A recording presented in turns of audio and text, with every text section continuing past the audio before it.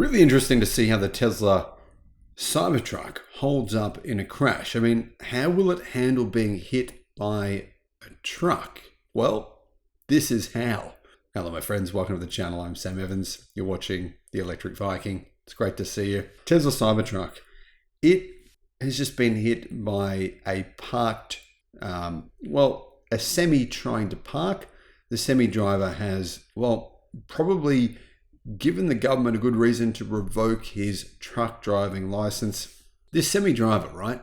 He has backed into a spot where he's meant to, it's like a load bay where you're meant to get your stuff off. Now he's missed the load bay by apparently 6 feet, so 2 meters.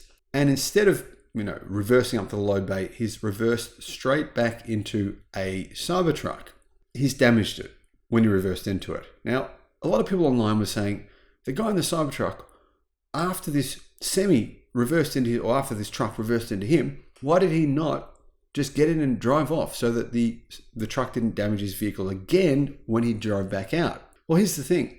In the video, you don't realize the Cybertruck is actually very, very stuck. So the Tesla owner, all right, he's gotten into his Cybertruck after he's just been hit. He's gone, okay, I want to get out of this situation, get away from this truck, and realized he couldn't. He's totally stuck.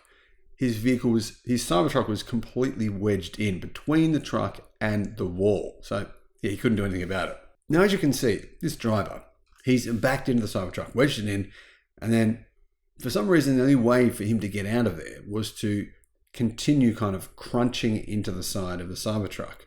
Now, if this was my vehicle and I was watching it happen, which is what the owner did, he had to watch this happen, it would feel incredibly painful for me personally. So the driver of the truck, he's had to drive out because the Cybertruck's completely stuck. And then as he's driving out, he's crunched into the Cybertruck really quite hard. And it's a heavy vehicle. The Cybertrucks are not light vehicles.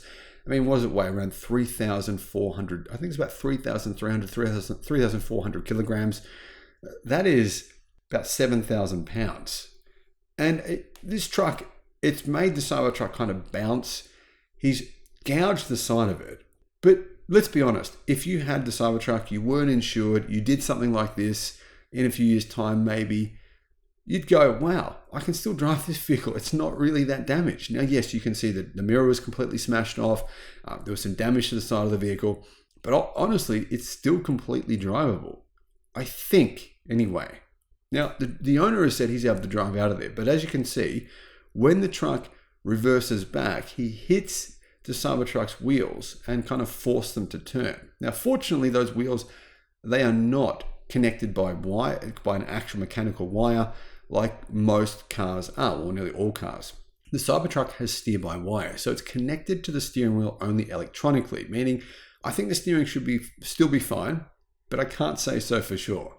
Now, video from the onboard camera in the Cybertruck showed the moment when the semi pushed the Cybertruck several inches to the side.